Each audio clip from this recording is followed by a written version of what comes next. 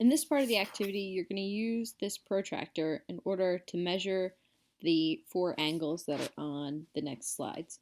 So in order to do that, I'm going to click on this protractor and I'm going to drag it up close to the angle.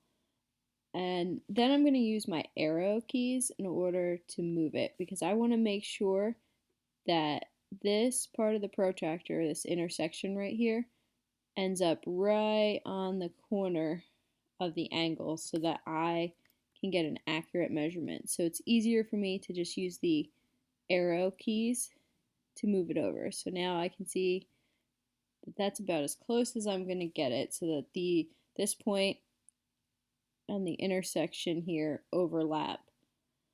And I want to also make sure that this straight line lines up with 0 degrees on the protractor, or the 180. I want these lines to be the same. Then, since this is a bigger angle, it's an obtuse angle, I know that it's bigger than 90 degrees. So that means I'm looking at the bottom numbers in order to measure this angle. If it was an acute angle, if it was over here, then I would be using the top ones.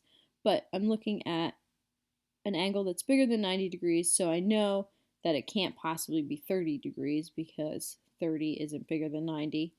So this angle, I'm going to use the 150 degrees that it lines right up on. So now that I know it's 150 degrees, I'm going to go over to where it says type answer here. I'm going to type in 150.